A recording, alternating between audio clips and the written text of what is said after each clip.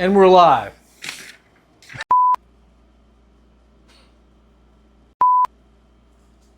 Do you like creatures? Do you like movies that are shot really dark and you can't see what the hell is going on? Do you miss the 1800s? Do you like Burning Man?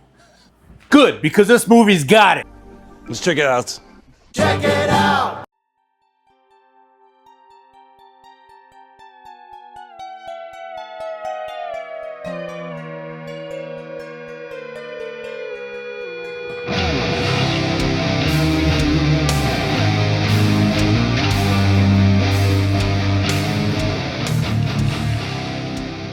Welcome back to another episode of Heavy Metal Horror Show.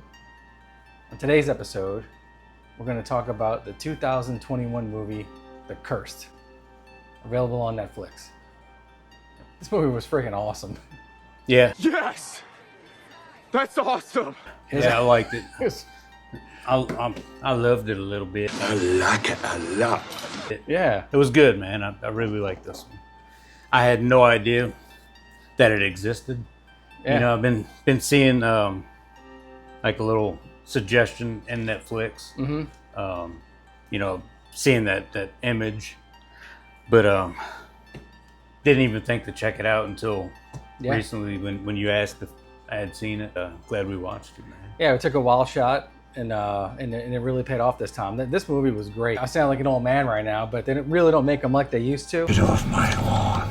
It's a period movie. It's shot in 1900s France, and it's actually based loosely on real history, because in the 19th century, rural France, had a problem with the Romani population from Romania invading or taking some of their land. So it's sort of that's where they got the idea from, for the most part. So there's some loose truth to it, I guess, in a way, as far as the concept goes. Yeah, it takes place around World War One. Yeah, or at least the opening scene of the movie. Yeah. So then it backtracks into the 1800s. Man, it was pretty intense, It's pretty intense. Yeah. Watching just because right out of the gate you're in the war. And you seeing old bone saws ready, cutting through some bone. I feel like they captured it well. I felt like I was there. Before we get a little bit further into it, how would you score this movie? I don't have the authority to score movies. Yeah, you do now. I do now. Yeah, we have an audience. We're professionals. That's true. We are professionals. I would score it awesome, Are you kidding me? I don't have a number for it. I really liked it. It's the best movie like that I've seen in a long time. I'd give it like a 7.5 or an 8. I'd score it pretty damn high. Yeah, cool. Yeah, it's up there for me. It's probably one of the better werewolf movies that I've seen. Yeah. Yeah. And you don't even really know what it is until you're into it. They don't look like typical werewolves. They don't turn into a werewolf like you normally would. I definitely like the spin on it. Yeah. It was a really unique twist on typical werewolf movies. For sure.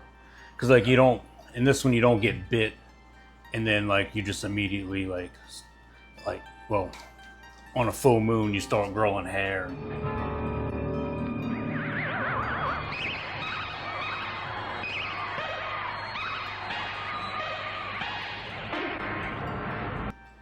Right. It's a little bit more of a progression, that same night. Yeah. Or same, within a couple hours, I would assume, of getting bit. It's a little confusing though, because yeah, it is. It's werewolf movie, but it kind of throws me for a loop that, they show the one lady that gets bit. And she starts growing roots and stuff, like vines. Yeah, it's almost like a cross between a typical werewolf movie and a movie where someone's cursed. The Romani population is found on the Lorraine land in France, and they don't want them there, so they violently push them out but what comes with that is a curse. Do you know what a clueless werewolf is? I'm clueless. An unaware wolf.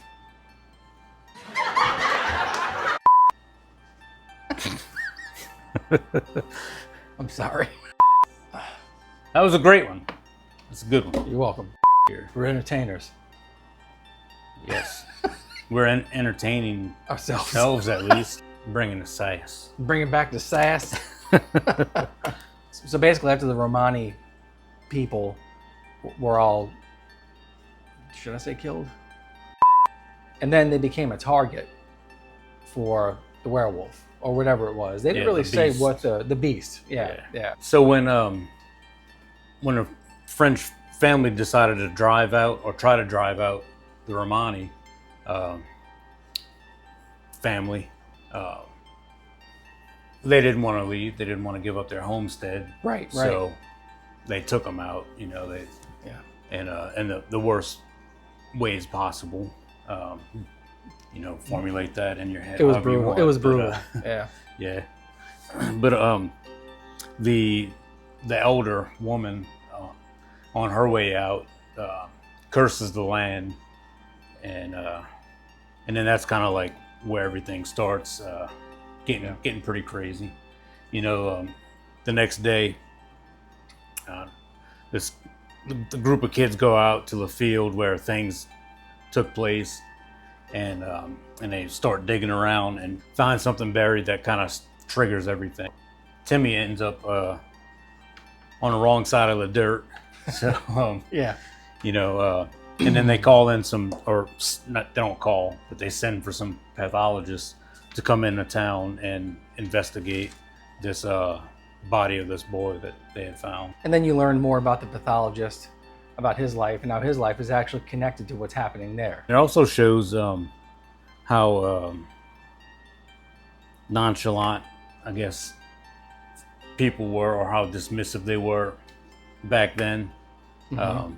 You know, because the Romani gypsy family didn't want to leave, so you know, like we said earlier, they decided to make them leave or take them out, and they were like, you know, we'll just falsify documents, basically. You know, so to make it look like we own everything, basically. Yeah. But when the pathologist comes out, you know, there's two of them, and the one guy looks at it, and you know, he's like, yeah, it's he was attacked by an animal, whatever, you know, and just kind of started to leave, and the dad was like, that's it, you know, and he's like, yeah, case closed, that's pretty simple, you know. Yeah. And then the other pathologist like knew what was going on, or you didn't know that he knew what was going on,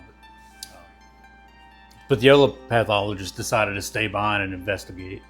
You know, because he kind of had a feeling. Yeah, and that's when you learn why the pathologist stayed and how his life is actually tied in closely to their life, and how his experiences sort of match what they were going through. So it is a slow-moving movie. That's the only thing that I found negative about it.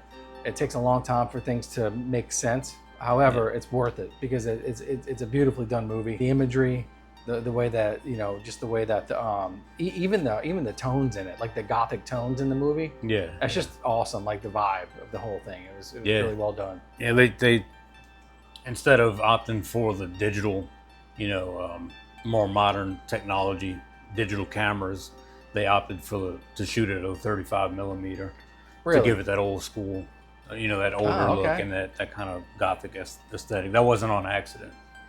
You know? I didn't know that. That's pretty cool. Yeah.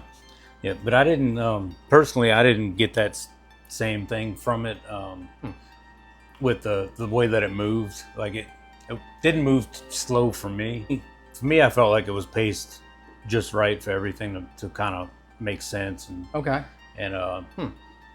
and like I said earlier, it's one of the best movies I've seen in a while. Director Sean Ellis actually got inspiration for this movie for the 1941 Wolfman, the original Wolfman.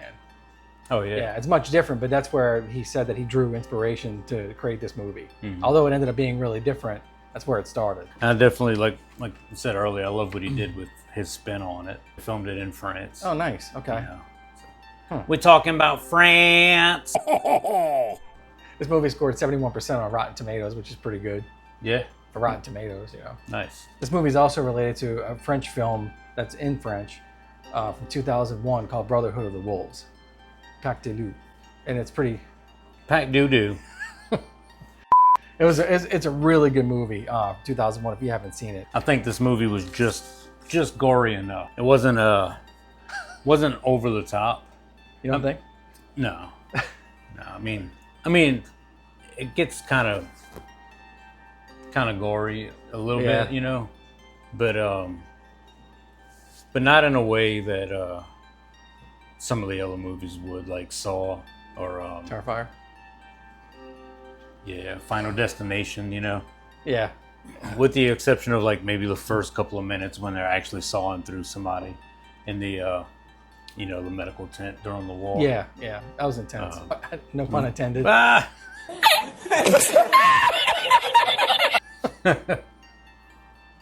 Damn.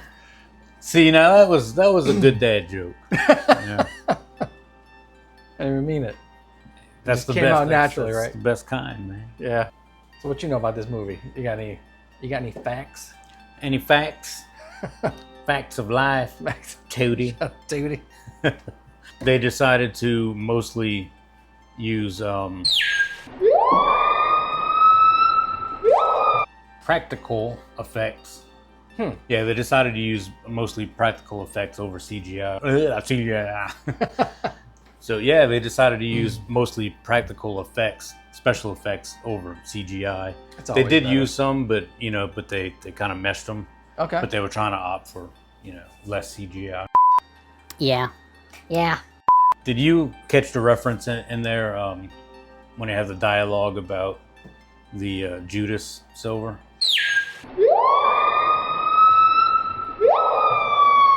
Maybe I didn't catch the reference. The silver that's in the artifacts that is on the cursed land, it ends up making even more sense, like when you go deeper and find out that that particular silver was the silver that Judas used when he sold out Jesus. So it gets kind of biblical to that level. Yeah, that's true. So- That's true. Yeah. So that's the Judas silver. Yeah. And that's why it's just cursed. It goes all the way back to Jesus times. Jesus times, and you know, Yeah. biblical times, and Yeah, it's pretty cool. yeah. So Okay. That's neat. That's the story. I thought that was like really cool. Yeah, that is cool. That they it just kind of sneak it in there, like, Yeah. you know, when they're talking about it for a second or two. Yeah. So that's another like theme. You got Mm-hmm. werewolves, you got like curses, you got biblical stuff. I mean, it's like They show it. you don't say that. But the curse. Tell us if you liked it. Leave us some comments. What's your take on it? How do you interpret this movie? We'd love to hear from you. Yeah, and recommend us some other werewolf movies that we might not have heard Yeah. of, because this one, like, we just found out about last night. So, yeah, give us a couple recommendations and dance yeah. at your wedding. Well, thanks for joining us for another episode. We'll catch you on the next one. Later.